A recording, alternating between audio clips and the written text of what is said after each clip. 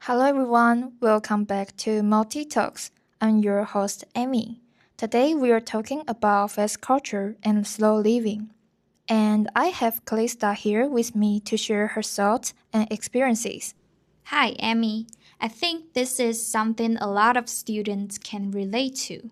Yeah, my mornings feel like a checklist from the moment I wake up. Messages, emails, deadlines, even breakfast turns into a task. That's the fast culture effect. Constantly connected, constantly moving. Sometimes I realize I'm trying to do multiple things at once, but I'm not really paying attention to any of them. You finish some task, but they don't leave a strong impression. Right, slow living seems nice in theory, but it's hard when everyone else is moving fast. It's not about doing less. It's about doing things intentionally. For instance, focusing fully on cooking or studying can actually make the activity more meaningful. Like when I tried writing slowly, it felt surprisingly calming, even though I don't have time to do it often. You don't need to do it all the time. Even short moments of slowing down can make a difference. So, one slow meal a day or a walk without checking messages could count? Exactly. It reduces stress and gives your mind a little breathing space. I guess fast and slow can work together instead of one being better than the other. Yes, it's more about balance than strict rules. I'll try one slow meal a day this week, no phone. A good start. Do you feel the urge to rush in other moments too? Well, sometimes I notice, even in class, I want to take notes as fast as possible, like I'm in a race.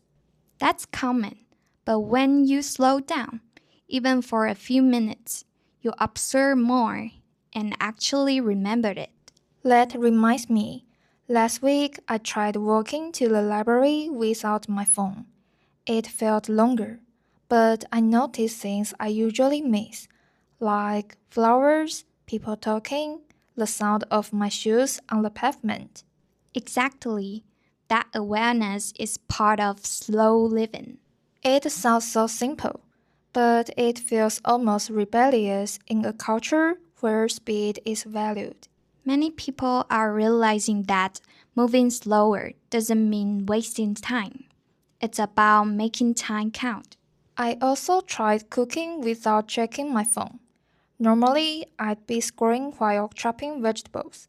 That meal felt completely different. Yeah, when you are fully present, the process itself becomes enjoyable. I see. So slow living is more about attention than doing nothing. Exactly, you can still be productive, but you're intentional with your actions. I wonder how this applies to social media. I feel like I always need to check notifications immediately. That's part of fast culture. You can try small habits like checking your phone only at certain times. Even 5 minutes can make a difference. I'll try that.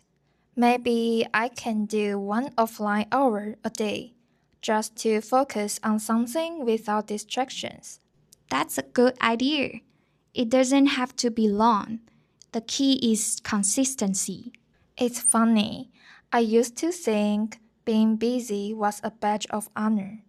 Many of us think that, but constant business doesn't equal value. I think slow living is a reminder that I'm a human, not a machine. And even small steps, like savoring a cup of tea or working without multitasking, make a difference. I guess slow living doesn't mean everything has to stop. It's just choosing which parts to slow down. Yeah, and those small passes can improve focus, mood, and even creativity. Maybe I can start with small things. Breakfast, a walk, or even a short study session with full attention. That's the best approach. Start small, observe the difference, then gradually extend it. This really gives me a new perspective. Being busy isn't the only way to be effective. That's true.